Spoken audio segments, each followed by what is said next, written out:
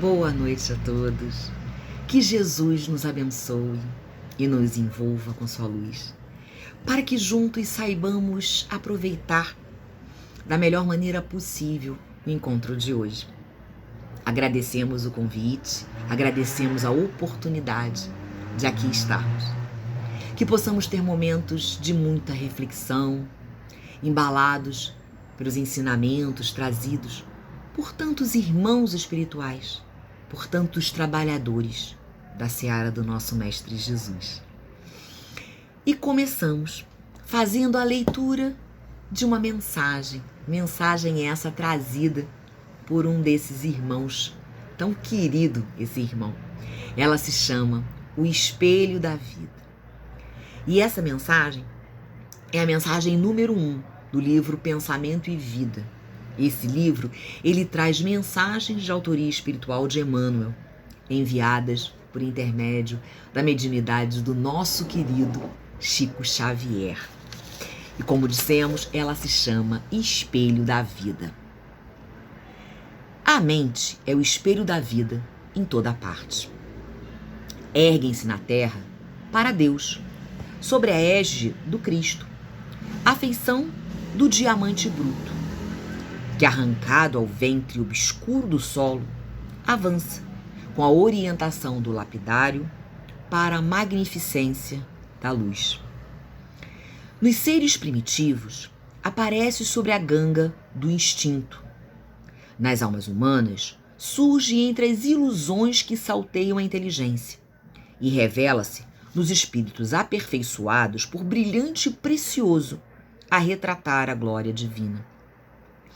Estudando-a de nossa posição espiritual, confinados que nos achamos entre a animalidade e a angelitude, somos impelidos a interpretá-la como sendo o campo de nossa consciência desperta, na faixa evolutiva em que o conhecimento adquirido nos permite operar.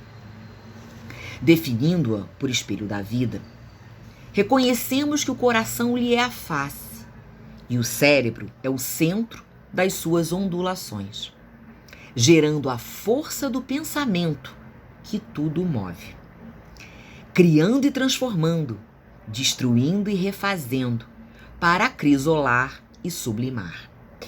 Em todos os domínios do universo vibra, pois, a influência recíproca. Tudo se desloca e renova sobre os princípios da interdependência e repercussão. O reflexo esboça a emotividade. A emotividade plasma a ideia. A ideia determina a atitude e a palavra que comandam as ações.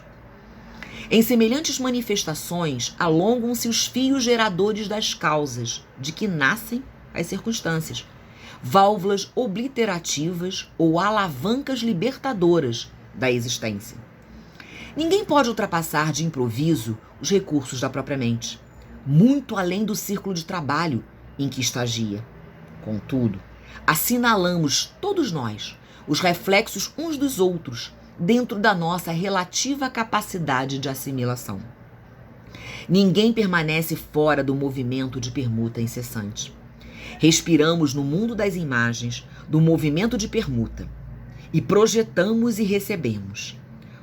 Por elas, estacionamos sobre a fascinação dos elementos que provisoriamente nos escravizam e, através delas, incorporamos o influxo renovador dos poderes que nos induzem à purificação e ao progresso. O reflexo mental mora no alicerce da vida. Refletem-se as criaturas reciprocamente na criação, que reflete os objetivos do Criador. Emmanuel. Bela mensagem, não é mesmo? Eu acho, eu sou suspeita. E assim, iniciamos o nosso bate-papo da noite de hoje. Aliás, escolhemos a dedo essa mensagem de preparo, tá? Para que ela servisse, na verdade, de introdução ao tema que escolhemos para conversar na noite de hoje. E que tema seria esse? Então,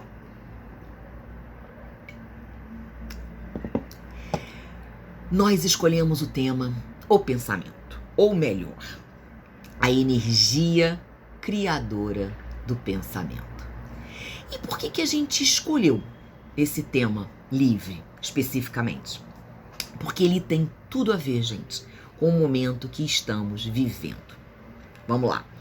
Recém-saídos, né, de um período de pandemia viral, com muitas desencarnações, muitos irmãos passando por todo tipo de dificuldades, nós mesmos, né, a humanidade como um todo. Sabemos que o nosso orbe, ele passa por uma transformação, a tão comentada, falada transição planetária. E por uma bênção do Pai, aqui estamos nós, com essa oportunidade, encarnados, vivenciando este momento de grande desafio, mas também de grande aprendizado para todos nós. E refletir sobre esse poder, sobre essa força do pensamento, é de enorme importância para a nossa evolução moral. E vocês sabem por que a gente está dizendo isso? Porque entender o quanto o nosso pensamento pode influenciar na nossa vida material, e não só na material, né? O quanto ele pode influenciar na nossa vida espiritual, pode nos ajudar a controlar e vigiar, olha só, o que a gente anda pensando por aí. E aí fica um pouquinho mais claro entender por que a gente escolheu, né, uma mensagem extraída do livro Pensamento e Vida, nome do livro. E eu aproveito, né, já essa deixazinha, para falar um pouquinho sobre esse livro, porque eu gosto muito dele. A propósito, quem não conhece o livro, quem não leu, fica aqui uma dica, gente. Leiam, é uma obra imperdível. Na verdade, deveria ser lida e relida várias vezes. Ele é um livro belíssimo. Eu até me arrisco a dizer que mais do que um belo livro, ele é um guia moral a nos mostrar o poder que o nosso pensamento tem em moldar as nossas vidas. Jura? Sim. E a capacidade que temos em gerenciar os nossos pensamentos em benefício da nossa evolução e também no progresso da humanidade como um todo. Olha isso, né? Já deu para sentir na leitura, na bela leitura da mensagem de preparo, o espelho da vida. Bom, mas vocês devem estar aí, do outro lado, pensando, como assim? O que ela está querendo dizer com isso tudo, né? O poder do pensamento, a força criadora do pensamento, que ele molda as nossas vidas. Como é que é isso? Bom, então vamos por partes. Primeiro vamos analisar a palavra-chave. Qual é ela? Pensamento, né? O que é o pensamento? E aí a gente foi lá no nosso amigo dicionário. Demos uma procurada e vemos que o pensamento nada mais é do que o ato de tomar consciência, de refletir. Muitos até acreditam que o pensamento é a elaboração do intelecto, ou seja, o pensamento nada mais é do que o fruto da inteligência humana.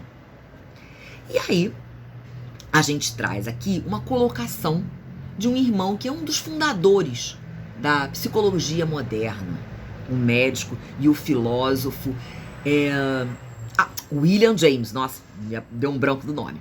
William James nos disse o seguinte, que o nosso pensamento, ele é contínuo, que ele é flexível, que ele é volátil, ele é governado pela razão. E além disso, ele diz também que é fácil de mudar, de modificar. Será que é isso mesmo? Será que é só isso? Consciência, razão, intelecto. Será que o nosso pensamento é assim tão fácil mesmo de modificar? Bom, e o espiritismo? O que ele nos diz? O que o espiritismo acha, nos orienta a respeito disso? Então, o espiritismo, ele vem e descortina esse véu. Porque ele vem nos mostrar que o pensamento não é apenas a elaboração do intelecto. Não, muito. Ele é muito mais amplo, ele é muito mais complexo que isso. Sabe por quê? Porque todas as nossas ideias, todos os nossos conceitos, todos os nossos preconceitos, ou seja, os nossos conceitos prévios a respeito das coisas, nossas crenças, tudo isso, gente, compõe também o pensamento. Legal, né? Todas as nossas emoções, todos os nossos sentimentos estão lá. Sejam eles sentimentos conscientes, ou seja, aqueles que a gente sabe que tem, ou os sentimentos inconscientes, aqueles que a gente não tem nem conhecimento que possui. Pois é, mas eles compõem o nosso pensamento. Mas da onde eu tirei isso tudo, né? Isso veio do meu pensamento, da minha cabeça? Não. Então, para ratificar esse entendimento, eu achei legal a gente trazer, então, aqui alguns irmãos, alguns ensinamentos trazidos pela espiritualidade amiga para que a gente possa refletir em cima desses ensinamentos. E o primeiro que eu separei é um ensinamento trazido por Emmanuel, ele mesmo. E aí a gente retoma ao livro Pensamento e Vida, nosso guia de cabeceira. Por isso que eu falei que a gente tem que ler, reler quantas vezes forem possíveis. E logo no finalzinho da introdução desse livro, Emmanuel nos presenteia com a cereja do bolo. Por quê? Ele nos diz o seguinte: nosso pensamento cria a vida que procuramos através do reflexo de nós mesmos. Ui, vou até repetir, né? Bem devagarzinho, pra gente analisar palavra, né? Introspectar, palavra por palavra. Vamos lá. Emmanuel nos diz que o nosso pensamento cria a vida que procuramos por meio do reflexo de nós mesmos. Se parar pra pensar, essa frase por si só já traz um monte de reflexão, não é mesmo? Mas a gente continua. Vamos lá. Vamos lá no Livro dos Espíritos, parte segunda dele, que trata do mundo espírita ou mundo dos espíritos, mesmo nome, né? E aí lá na questão, se eu não me engano, 89A, Kardec questiona: o pensamento não é a própria alma que se transporta? E os espíritos respondem: quando o pensamento está em alguma parte, lá a alma também está, pois é a alma quem pensa. Ou seja, o pensamento é um atributo dela. Ou melhor, o pensamento é um atributo da alma. Paramos por aqui? O que vocês acham? Não, tem mais coisa pra gente refletir. Então, o que a gente pegou? A gente pegou também André Luiz. Ele traz uma grande colaboração, né, em vários livros dele. Em várias das suas obras, ele nos traz ensinamentos sobre a força do pensamento. E ele nos diz o seguinte, por exemplo: o pensamento é uma força criadora de nossa própria alma. E por isso mesmo, por ser uma força criadora, é a continuação de nós mesmos. E por isso, através do pensamento, atuamos no meio em que vivemos, estabelecendo o padrão de nossa influência. Sendo influência essa, que pode ser no bem ou no mal. E ele não para por aí. Ele nos diz mais. Ele nos diz que os nossos pensamentos têm cor, os nossos pensamentos têm cheiro, que todo e qualquer pensamento emite fluido vivo, seja ele qual for, qual pensamento for. Nossos pensamentos têm também frequência, sintonia, tem força gravitacional. Sabe por quê? Porque o pensamento, lembra, é um atributo do espírito, ou da alma, espírito encarnado. Ou seja, é matéria que emana dele, é energia. E se entendemos que o pensamento é matéria, com frequência, com sintonia, entendemos que o pensamento é o quê? É uma força. É uma força eletromagnética que se propaga pela energia universal. Sentiu, né?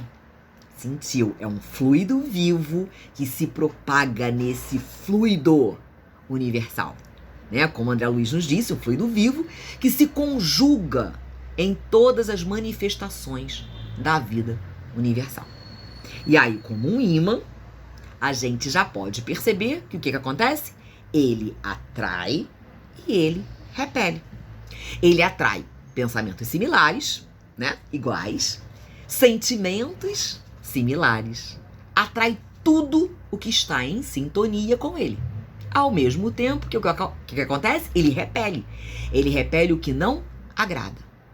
Quando a gente para refletir a respeito, né, de todos esses ensinamentos trazidos por esses irmãos, e aí a gente pega isso tudo e junta nessa gama de informações, o que a gente tem até agora? A gente tem que o nosso pensamento cria a vida que procuramos. Emmanuel. Porque como força criadora, ele é um atributo da nossa própria alma. Ele é a continuação de nós mesmos, né? E por que ele é a continuação de nós mesmos? Por quê? Porque ele reflete os nossos sentimentos, ele reflete as nossas crenças, ele reflete os nossos conceitos. Por isso, nossos maiores desafios perpassam exatamente pelas questões emocionais. Vocês já perceberam isso? Vocês já tinham parado para pensar nessa força que a gente tem e que a gente nem percebe muitas vezes?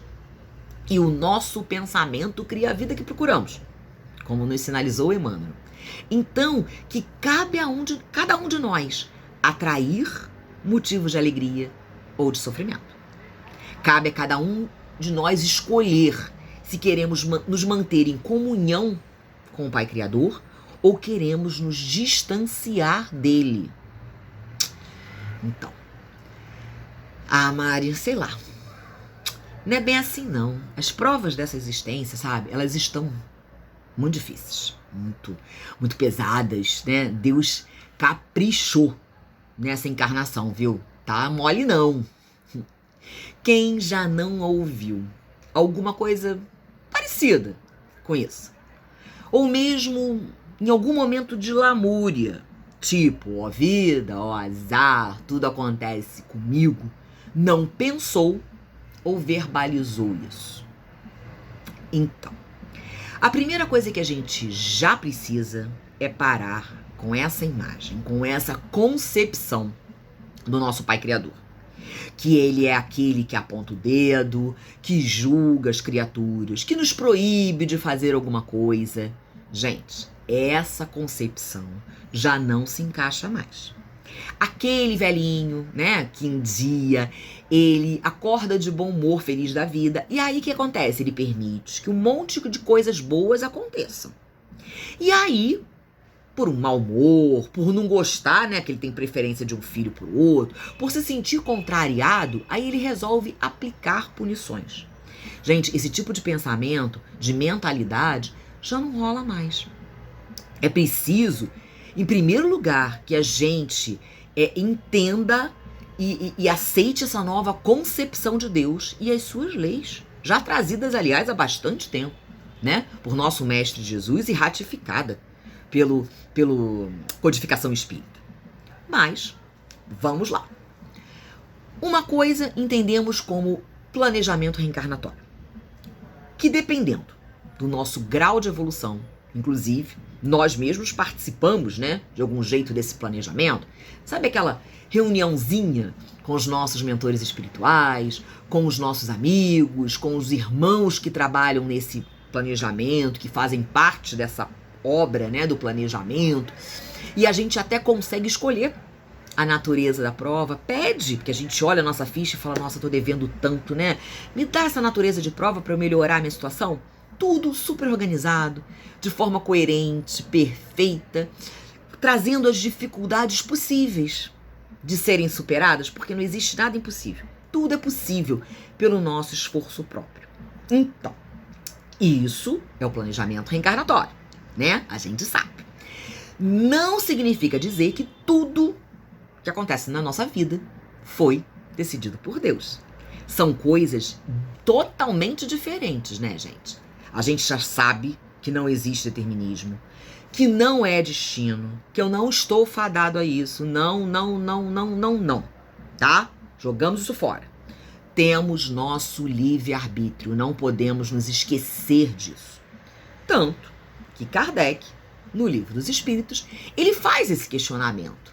Não sei se vocês lembram dessa pergunta, se todas as tribulações que experimentamos na vida, se nós as previmos, se nós as buscamos. Tá lá no Livro dos Espíritos. Se eu não me engano, é na 259, tá? E aí o que os espíritos respondem pra gente?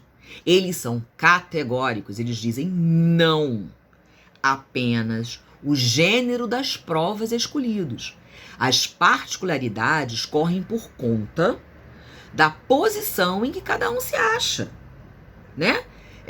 São, na maioria das vezes, o quê? Que posições são essas que nos achamos? As consequências das nossas próprias ações, gente. Consequências das nossas próprias escolhas. Consequências dos nossos próprios pensamentos. Como assim? Vamos lá. Por exemplo, eu tenho no meu planejamento reencarnatório passar por uma determinada enfermidade. Eu posso, pelos meus pensamentos, minhas ações no bem, modificar isso. Não posso? Posso. Eu posso, por exemplo, de alguma forma, diluir esse débito. E nem precisar, talvez, mas passar por ele. Eu tinha passar isso, mas eu melhorei a minha condição que eu nem precisei. Mas digamos que, de alguma forma, eu precise vivenciar isso. E aí, eu posso passar por essa experiência da enfermidade de forma resignada, tendo bons pensamentos e seguindo a minha vida na prática do bem, sendo agradecida por tudo que me acontece. Ou eu posso blasfemar, povoar meus pensamentos de energia negativa o tempo todo, reclamar o tempo todo. Então, a escolha é nossa, gente. Somos nós que escolhemos pelo nosso livre-arbítrio. E se a gente já registrou que o pensamento é uma energia eletromagnética, lembra que a gente falou? Que repele como um imã, que repele o que não agrada e atrai tudo que está em sintonia com ele. Nossos pensamentos de desânimo, nossos pensamentos de tristeza, nossos pensamentos de reclamação, eles atraem o quê? Em muitos momentos, a simples mudança de pensamento muda tudo. Muda a maneira como olhamos para as questões da vida. Parece simples, né? E é. Ah, Mari, mas eu sou grata a Deus. Eu agradeço todo dia, eu faço minhas orações, peço a Deus para me ajudar e nada acontece, nada muda. Então, não sei se vocês conhecem a psicóloga Márcia Luz. Aliás, ela possui vários vídeos no YouTube. Se vocês não a conhecem, eu até recomendo procurar lá e dar uma olhada, uma assistidazinha. São vários vídeos interessantes. E ela nos traz grandes ensinamentos a respeito da gratidão. Que seriam esses ensinamentos? Então, ela nos diz que, primeiro, gratidão não é agradecer, tá? Gratidão é mudança de olhar. Nossa, mudança de olhar, como é que é isso? Ao invés de olhar para os problemas, a gente começar a olhar para as bênçãos. Ao invés de olhar para os obstáculos da vida, a gente começa a olhar para as oportunidades de crescimento. Por que isso? Porque quando a gente muda o olhar, muda o foco, a gente muda o resultado. Aí a gente para assim, né, um pouquinho para refletir isso. Quando a gente muda o foco, a gente muda o resultado. Lembra que a gente falou logo no início que o nosso pensamento é composto por todas as nossas ideias, nossos conceitos, nossas crenças, nossos pré-conceitos, né? Lembra também do ensinamento de André Luiz, que nos disse, né, dentre outras coisas, que o pensamento tem cor, que ele tem cheiro, que ele tem frequência, que ele tem sintonia. Então, os nossos pensamentos são as propriedades dos nossos sentimentos, perdão, são as propriedades dos nossos pensamentos. E a nossa vontade é a direção deles. Logo, se temos pensamentos de amor, esses pensamentos de amor terão uma coloração e vibração diferentes dos pensamentos de ódio. Percebeu? No livro Mecanismos da Mediunidade, André Luiz nos diz que sempre que pensamos e por meio do nosso pensamento expressamos o nosso íntimo, né? Nossas crenças, nossos sentimentos, o que acontece? Criamos formas de pensamento que nos envolvem a atmosférica psíquica que caracteriza a nossa presença. Significa dizer que construímos formas mentais que projetam-se, conduzidas por correntes eletromagnéticas. O pensamento não é uma força eletromagnética? Lembra? Já vimos isso. Nossas construções mentais, o que acontece? Elas se projetam em direção ao endereço que atrai. Vamos melhorar isso. As vibrações do nosso pensamento se unem às vibrações de igual valor moral. Olha aí, gente, a lei de atração. E a receita é simples. Se pensamos o mal, nos ligamos ao mal. Se pensamos no bem, nos ligamos ao bem. Né? Olha que coisa interessantíssima isso, gente. Né? A gente não para pra pensar nisso. Vocês já pararam pra pensar que a gente não para pra pensar nisso? Maravilhoso isso, né? E aí a gente trouxe uma parte, eu não conseguiria falar tão bem, por isso eu trouxe aqui, imprimi, na verdade, eu não sei se vocês conhecem, é o livro Autodescobrimento, uma busca interior. Esse livro faz parte da série psicológica ditada por Joana de Anjos por intermédio da mediunidade de Divaldo Franco. E ele traz nesse livro, o Autodescobrimento, uma busca interior, uma parte, né, um capítulo voltado para o pensamento, conflitos e doenças. E aí a gente separou, né, uns 2 trechos aqui bem interessantes para a gente dar uma lida aqui e refletir sobre isso, tá? Autodescobrimento, uma busca interior.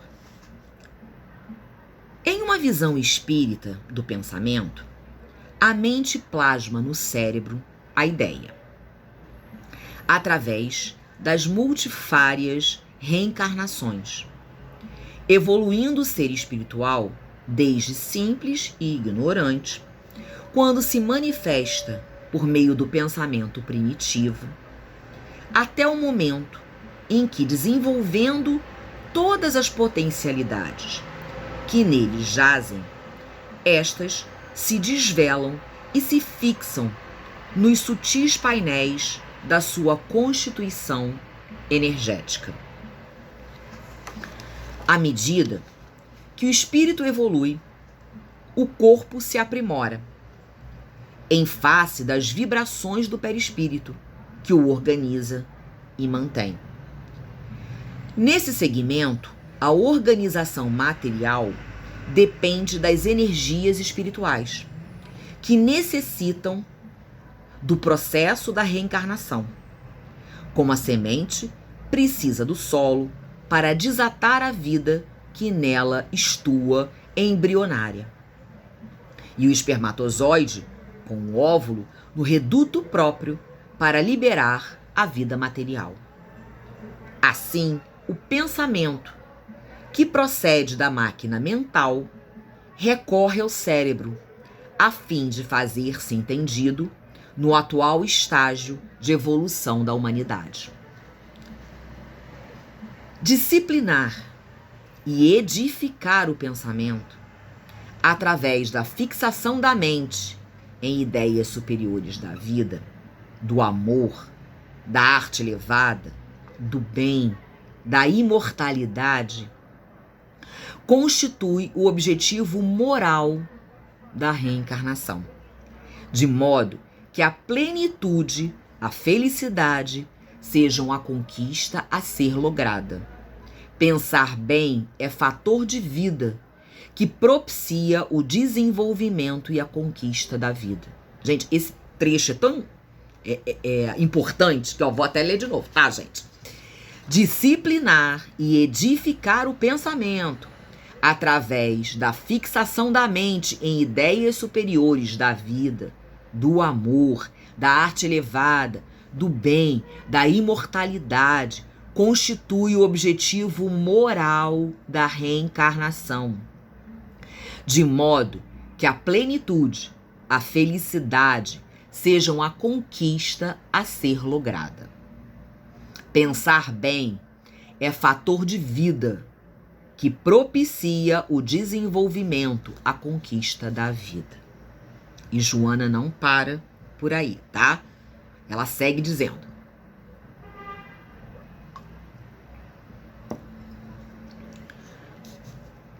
o amor é alimento para a vida, que atua nos fulcros do ser e harmoniza os equipamentos eletrônicos do perispírito, responsáveis pela interação espírito-matéria. A sua vibração acalma e dá segurança. Ao mesmo tempo, reabastece de forças e revitalidade insubstituíveis. A necessidade de cada um digerir os próprios problemas, a necessidade de cada um digerir os próprios problemas é indiscutível e inadiável, devendo fazer parte da agenda diária de todo aquele que desperta para a consciência de si, não se permitindo agasalhar conflitos, mesmo que sob hábeis camuflagens do inconsciente. Lembra que os nossos pensamentos trazem, né, os nossos sentimentos conscientes e inconscientes? Então nem os inconscientes, tá aqui, hein? Joana dizendo: mediante uma autoanálise honesta, na qual se dispensem o elogio, a condenação e a justificação, o indivíduo deve permitir-se a identificação do erro, do problema, e sem consciência de culpa, digerir o acontecimento, buscando os meios para a reparação e a libertação do sentimento perturbador. Então, é necessário ter a autoanálise. Não para a pessoa ficar se sentindo culpado. Ela diz aqui sem consciência de culpa. Mas digerir isso, aprender isso, tá? Digerir o acontecimento e buscar, olha a ação, os meios para a reparação. É isso que a gente precisa. Não adianta a gente, errei, então eu fico ali sofrendo, me culpando. Isso não leva a gente a lugar nenhum, tá? Mas a gente precisa reparar. Errei, beleza. Então eu preciso reparar para não errar novamente. É isso que Joana está dizendo aqui. Não são poucos os males orgânicos que defluem das emoções e sentimentos nas áreas da afetividade e do comportamento, que podem ser evitados e solucionados graças a uma atitude de boa vontade para consigo mesmo e para com os outros, permitindo-lhes o direito de serem como são e não conforme gostaria que fossem. A cuidadosa autoanálise, sem caráter exigente nem condenatório, ela ratifica, abrirá possibilidades inúmeras para o equilíbrio e ajudará a desenvolver a tolerância em relação aos outros, produzindo harmonia interior. Surgem, então, os desejos de recuperação pelo trabalho e bem orientada canalização das energias que se transformam em dínamos geradores de força, que propiciam saúde, bem-estar e harmonia. Quando ocorre a ruptura do equilíbrio existente entre a consciência e o corpo, agora presta atenção, hein, gente? Irrompem as enfermidades, as quais expressam a reação que ora se estabelece. A vida orgânica é resultado da harmonia vibratória do ser, que equilibra as células nos campos onde se aglutinam, dando forma aos órgãos e estas ao corpo físico, com as suas complexidades, através das quais se teoriza o psiquismo. Um erro de comunicação entre a consciência, olha o nosso pensamento aí, e o corpo favorece a desorganização molecular, propiciando a instalação das doenças. Em razão da causalidade física, moral ou emocional, o distúrbio surgirá nos equipamentos correspondentes, daí decorrendo os fenômenos perturbadores. A energia vitalizadora que o espírito irradia, perseverando a harmonia psicofísica, resulta dos pensamentos, sou eu que estou falando não, Joana, e atos que o mesmo se afervora. Vamos repetir. A energia vitalizadora que o espírito irradia, preservando a harmonia psicofísica, resulta dos pensamentos e atos a que o mesmo se afervora. A enfermidade de qualquer natureza é uma guerra que se apresenta nas paisagens do ser, encontrando dissonantes os campos vibratórios que constituem os equipamentos da maquinária humana. Instalam-se as colônias microbianas perniciosas que passam a predominar no organismo. Na raiz, portanto, de qualquer enfermidade encontra-se a distonia do espírito, a falta de sintonia do espírito, que deixa de irradiar vibrações harmônicas, vibrações rítmicas, por meio de atos e pensamentos, para descarregá-las com baixo teor e interrupções que decorrem da incapacidade geradora da fonte de onde procedem. Gente, vocês perceberam isso? Aliás, esse livro é maravilhoso, tá? Outro livro, hoje eu tô recomendando um monte de livro. Autodescobrimento. Só que esse aqui, ele foi ditado, né, por Joana, por intermédio da mediunidade de Divaldo Franco. Vocês perceberam isso, gente? A mensagem que está embutida aqui dentro, a força do nosso pensamento, e é muito simples. A grande verdade é que é simples, pode ser difícil a gente botar em prática, mas a receita é simples. Se pensamos o mal, nos ligamos ao mal. Se pensamos no bem, nos ligamos ao bem. E como viciamos o nosso olhar na reclamação, você repara que a gente reclama o tempo todo? Quem nos ligamos todo o tempo? O que estamos fazendo com o nosso organismo? Voltando lá, a psicóloga Márcia Luz, lembra que eu comentei no início? Ela diz uma frase interessantíssima. Ela diz que a vida dá mais do mesmo. Muito interessante isso. O que significa isso? Ela mesma explica. Significa que se a gente reclama de um problema de saúde, por exemplo, a gente vai ter mais problema de saúde. Olha isso. Se a gente agradece pelos momentos felizes, teremos mais momentos felizes. A vida dá mais do mesmo, porque ela entende que aquilo que você repete um monte de vezes é aquilo que te sacia. Sério isso? Sério. Então, gente, a gente tem que parar de se vitimizar. Precisamos ser protagonistas da nossa história. A gente já fala isso várias vezes, né? Entender que somos responsáveis pela vida que criamos, porque o nosso pensamento é vida. E é por meio dele que formamos um invólucro energético em torno de nós, causando sensações agradáveis ou desagradáveis, dependendo do teor dos nossos pensamentos. Que invólucro é esse, Mari? O nosso campo mental, gente. O círculo que nos envolve. Formado de quê? Formado pelos nossos pensamentos. Então, se vibramos negativamente, que invólucro é esse que nós estamos criando pra gente, né? Impregnando o nosso perispírito e o nosso corpo. Se eu penso no bem, gente, eu plasmo uma forma boa, que me traz alegria, que me traz esperança, que me traz bom ânimo e me traz harmonia no meu corpo celular. Mas se eu penso negativamente, ó vida do azar, lembra? Eu plasmo uma forma de pensamento destruidora, que traz desequilíbrio ao meu corpo, que me traz enfermidade. Nosso texto foi lido sobre isso. Precisamos lembrar dos ensinamentos do mestre, gente. Orai e vigiai. Lembra? Orai.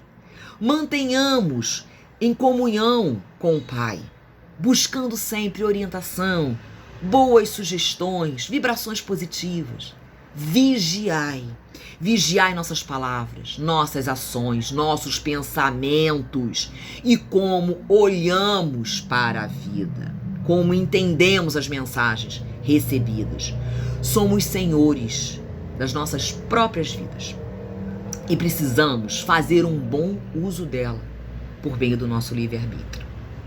E eu sempre me lembro de uma frase dita por nosso irmão também, Haroldo Dutra, em uma de suas palestras. Eu não lembro certinho, mas ele é mais ou menos assim. Ele nos diz que é preciso dar um passo a mais, que precisamos aprimorar o nosso pensamento e os nossos sentimentos, nos conectando ao padrão do Cristo, pois só assim encontraremos a nossa cura. E que cura é essa? A cura do nosso ser, né? A cura das nossas deficiências espirituais. A gente sabe que não é fácil. Não, não é. Mas precisamos dar passos. Precisamos começar essa caminhada. Precisamos adotar, por exemplo, exercícios mentais de mudanças de hábitos, para começarmos a abandonar esses vícios. Não iremos abandonar assim de uma hora para outra, não. E como é que a gente pode fazer isso? Por exemplo, afastando todo e qualquer pensamento não edificante. Afastando pensamentos e sentimentos de tristeza, de raiva, de impaciência. Eles virão? Sim, eles virão à nossa mente.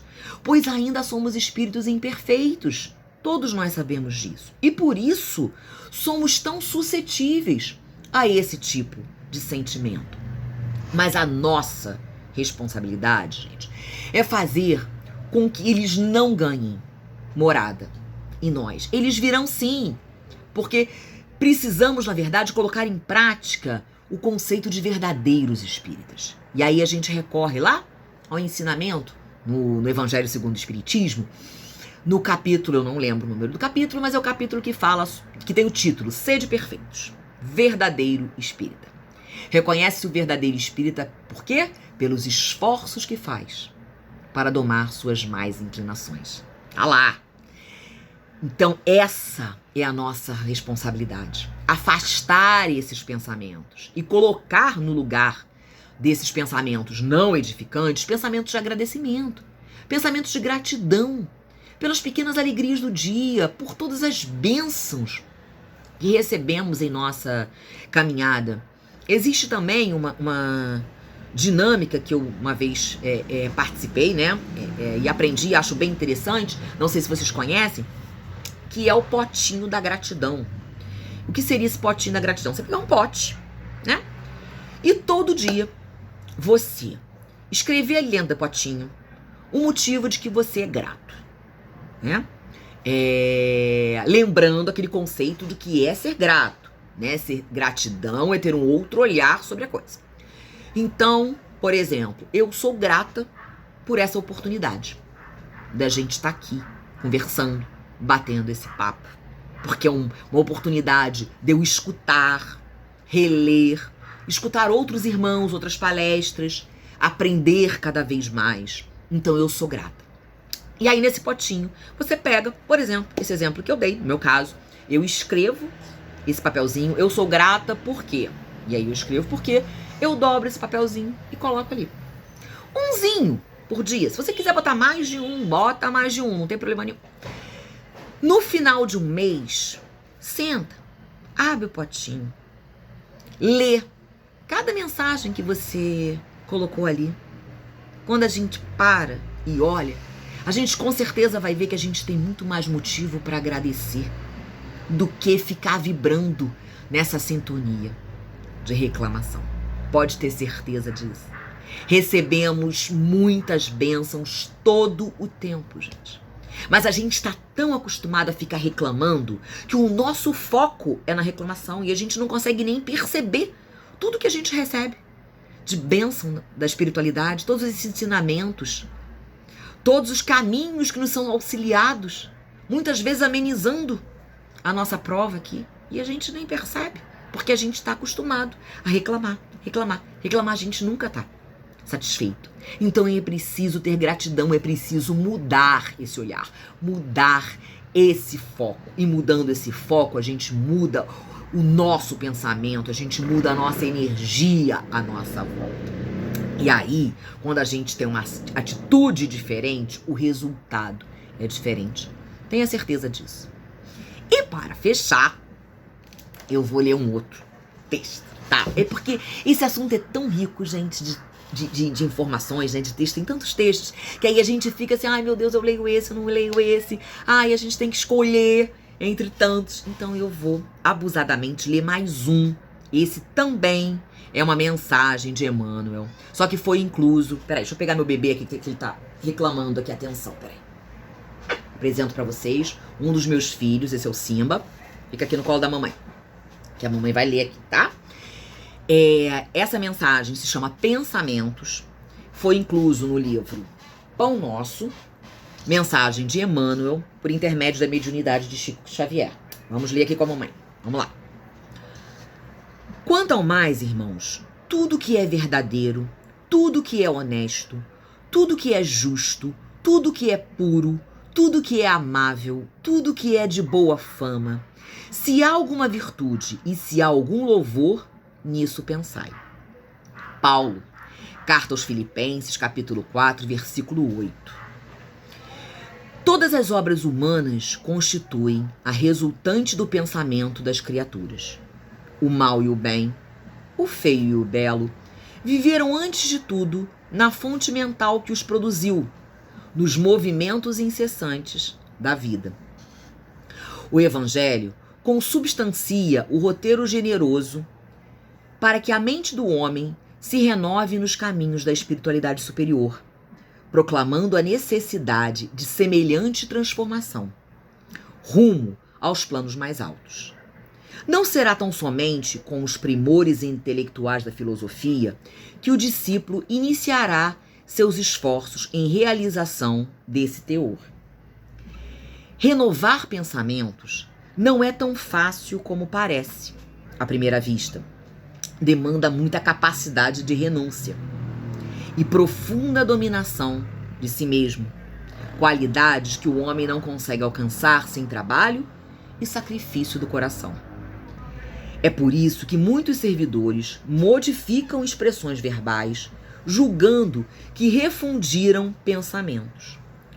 Todavia, no instante de recapitular pela repetição das circunstâncias, as experiências redentoras encontram de novo análogas perturbações, porque os obstáculos e as sombras permanecem na mente quais fantasmas ocultos.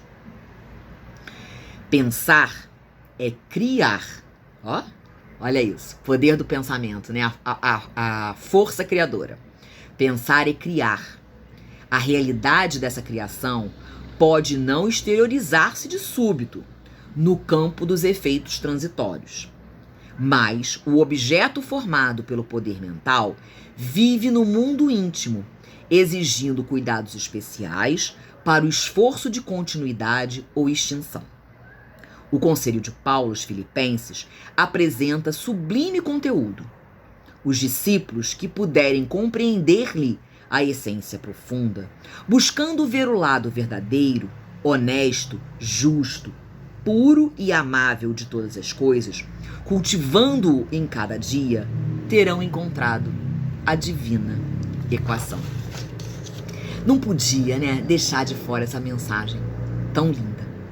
E a gente vai ficando por aqui, meus irmãos, nos despedindo de vocês. Mais uma vez agradecemos essa oportunidade desse encontro e que possamos, sim, vigiar os nossos pensamentos, como nos falamos.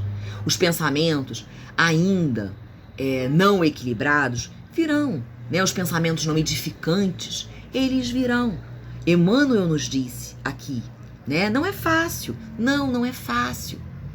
Mas precisamos começar a controlar os nossos pensamentos, controlar as nossas más tendências. E na hora que vier esse pensamento, que possamos elevá-lo e levar ao mestre pedindo auxílio, trocando esses pensamentos ainda negativos por pensamentos de bom ânimo, de alegria e de esperança. E quanto mais vibrarmos nessa sintonia do bem, mais receberemos esse bem a nos envolver, a nos fortalecer. Tenhamos certeza disso. Uma ótima noite. Vou deixar aqui levantar meu bebê para ele falar com vocês também. Olha lá.